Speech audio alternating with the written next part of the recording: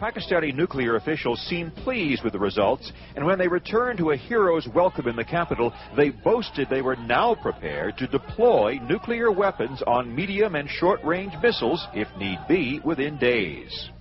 The pictures of the blast show the face of the desert mountain changing color from the intense heat of the exploding underground device. Without any trouble, one should not be under any illusion. What is more important is survival. We know that this will cut into our bone, but we are prepared for that sacrifice.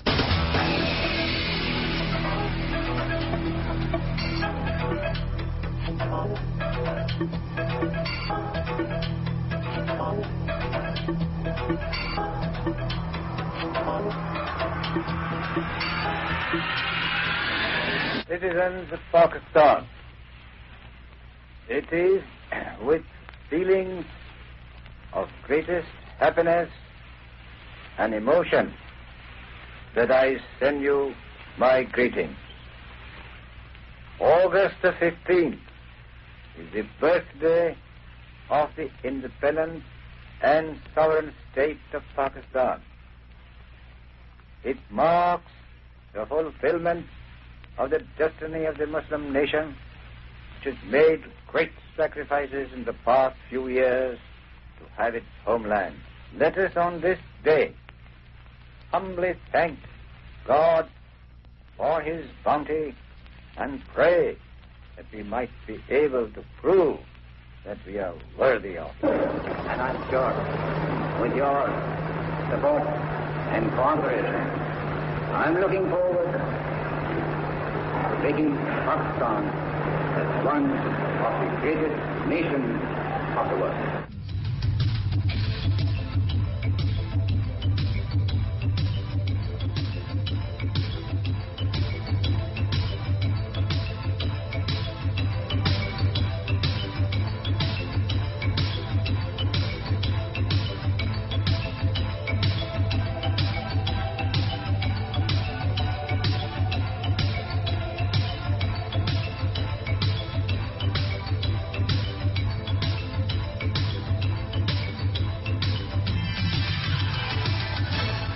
The struggle for a free India began in 1857 with the War of Independence, where the Muslims played a major role, a role for which the British never forgave the Muslims.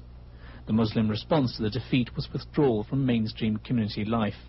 It was the foresight and insight of a great leader, Sir Syed Ahmad Khan, that brought to the Muslims the realization that their withdrawal would do irreparable damage to their future. It was Sir Syed Ahmad Khan who suggested the idea of a separate homeland for the Muslims. The British were not willing to give India its freedom. Muslims and Hindus joined together in the struggle for freedom, from Mahatma Gandhi to Muhammad Iqbal to Muhammad Ali Jinnah. All fought for the same cause, the end of the British Raj. In his presidential address of the All India Muslim League session at Allahabad in 1930, Iqbal emphasized how essential it was to have a separate Muslim state, at least in areas where Muslims were in the majority. Iqbal convinced Jinnah of the need for a Muslim homeland. Iqbal dreamed of an Islamic state with its laws and constitutions based on Islam. The Muslim League, at its annual conference in 1940, held at Lahore, formally announced the need and the demand for Pakistan. Jinnah took on the battle. Jinnah's vision for Pakistan was slightly different from Iqbal's. Jinnah saw Pakistan as a Muslim state without any distinction of caste, creed or sect, a state in which all would live with each other in peace. His creation of Pakistan was based, first of all, on a feeling that Muslims in India could not get fair treatment. I think he was very keen to have equal opportunity for all Muslims, and I think that he felt that Muslims were being discriminated against by the Hindu. What does it mean to say that Pakistan is a modern Islamic or Muslim state?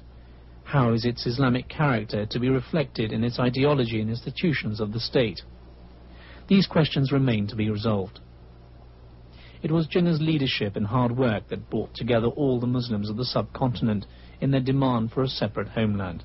This finally convinced the British. On August the 14th, 1947, Muhammad Ali Jinnah gave the Muslims of India a land of their own.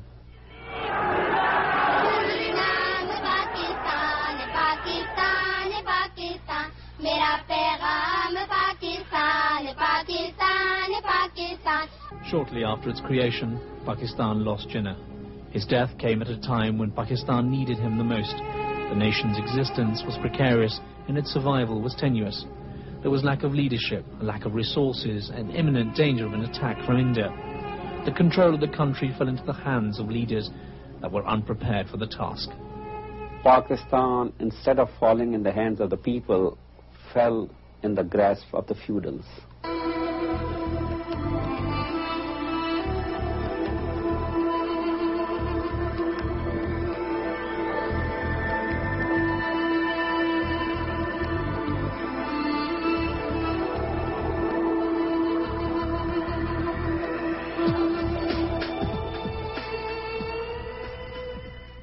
Pakistan has remained under martial law for 27 years out of its 50-year history. The tradition of military rule instead of a civilian government began in 1958 when Field Marshal Ayub Khan abandoned democracy and took over the country.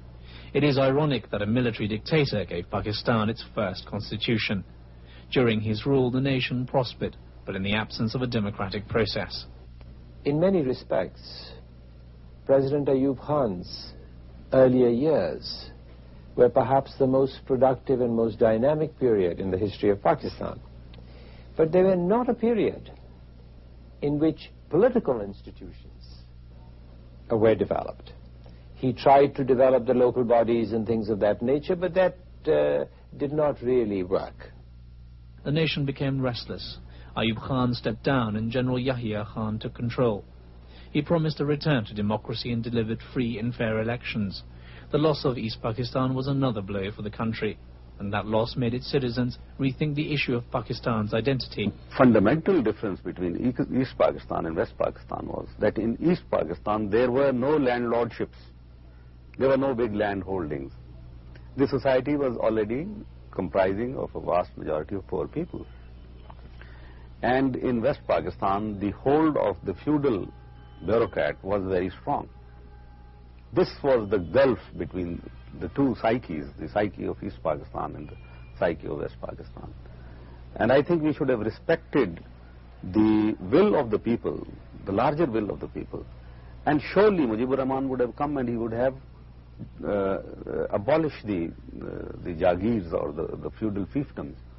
And that would have been for the good of the whole of the country. Bhutto experimented with a mixture of Islam and socialism. To gain popularity with the masses, he announced the nationalization of industries and banks, a step that has stunted the subsequent economic growth and development. The great achievement in some ways of Mr. Bhutto, Mr. Zulfikar Ali Bhutto, was to destroy, to a large extent, the feudal system in agriculture in the Punjab.